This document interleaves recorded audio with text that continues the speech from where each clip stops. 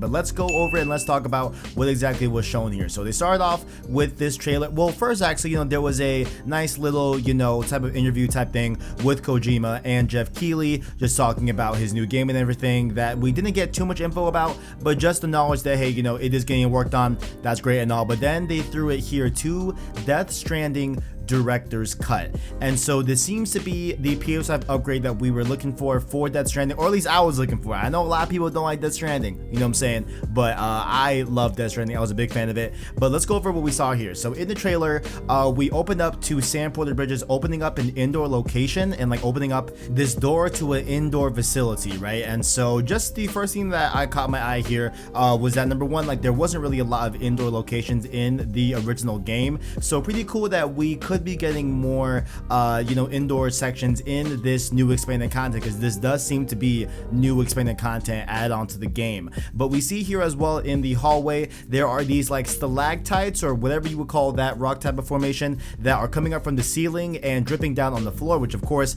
this warehouse has probably just been abandoned for a while and everything. But we go into the actual warehouse shot and we see a bunch of containers, a warehouse looking type of room, and there's there's a bunch of mules on patrol, which, hey yo, what's good? TKD from the editing booth real quick. And I say the word mules and I refer to them as mules. They're actually more closely resembling homo demons, as I did just mix up those two enemy types. Sorry about that. So let's just pretend that every time I say mules in the video here going forward, I mean homo demons, and they essentially are the same type of thing, but they're a little bit more of a terroristic type of group and everything. But yeah, sorry about the mistake. On to the rest of the video.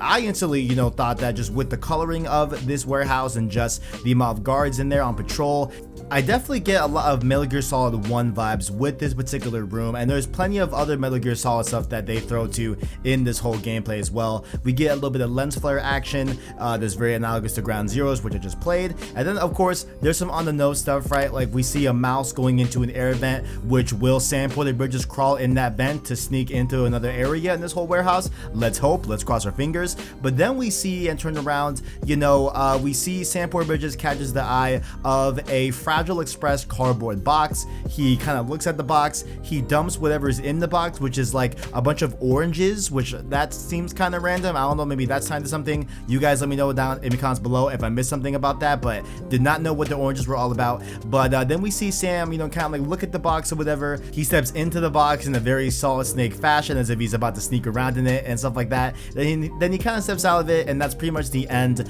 of the trailer. And I will say, overall throughout the trailer, there is very much a soundtrack and a music format that is definitely more Metal Gear Solid style and not like Death Stranding in a lot of ways. But it's a pretty cool type of sound to see, and definitely to seem like this, expanded content is going to be a little bit about Metal Gear Solid in terms of just format and just feel and everything. And we end off on the final splash screen that says, that this is coming to PS5, coming soon. So who knows what soon means? I have theories about what soon could mean as well. But let's kick it over to a tweet that PlayStation put out directly after this whole thing got unveiled at the conference. It says here, quote, Death Stranding Director's Cut brings the genre-defining adventure to PlayStation 5. More details coming soon on this enhanced and expanded adventure from Kojima Productions. And so, of course, enhancements, right? Like let's bring up the enhancements. This whole trailer was shown in 60 frames, so I have to assume it's probably safe to say that this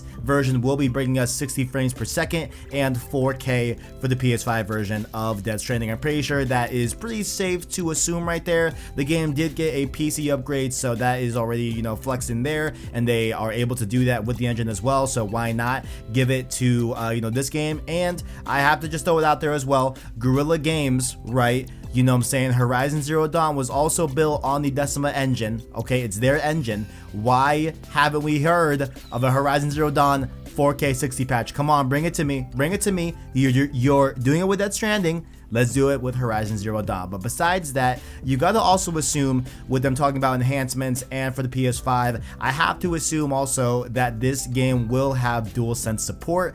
We want to feel that haptic feedback when, we have Sandporter Bridges going down a cliff or whatever. But I think the most important and integral part to the DualSense for Death Stranding is those adaptive trigger supports, because the way that you're gonna be able to balance and feel that tension in the triggers in this version, if it does have DualSense support, is going to be insane. So I hope that that is also in the game. I have to assume that it will be, right? Like if they're bringing it to PS5, you gotta have that triggers, with the tension and all that. So that should be a great thing to feel as well. But going into the expanded part of this tweet, right? This new content has me definitely interested for sure, right? Because we did not get a lot of indoor locations in Death Stranding, and it was definitely more outdoors and stuff like that. But I am curious to see, because the mules in the game were, stealing cargo from different porters in the game, one of them being of course our main character, Sandporter Bridges. So I'm curious to see if we are just essentially taking the fight to them, and we're going to be infiltrating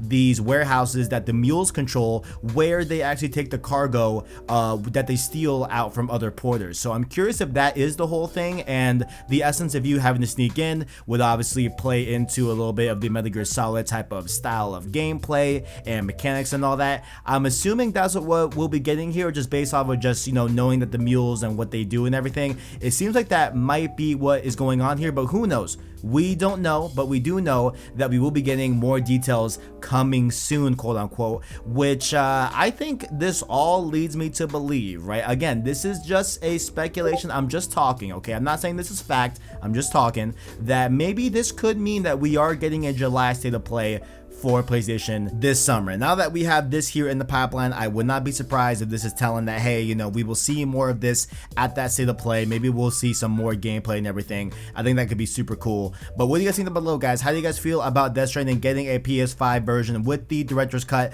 Do you like it? Do you hate it? What things do you want in Death Stranding that a PS5 version could bring to the game? Let me know your thoughts in the comments below. All I gotta say, guys, is that I love Death Stranding. I'm very excited to see this game running on PS5. And also, I just want to feel, you know, of course, number one, those adaptive triggers. I'm telling you right now, those that have played Death Stranding know how cool those adaptive triggers could be in a game like Death Stranding specifically. So definitely hype for that. But down below, guys, you know, follow me on Twitter at PSSourceVids, Discord link down below in the description. Road to Rift Apart tomorrow as well. Gonna be a live episode with David K, the voice actor for Clank, and also, of course, Save Slot Podcast, where we'll be talking a little bit about Final Fantasy VII Remake Intergrade PS5 version as well. And also, don't forget, guys, tonight we will be starting Ratchet & Clank Rift Apart stream series. Get hyped for that, going on tonight as of the posting of this video. Thank God for watching, and as always, greatness awaits.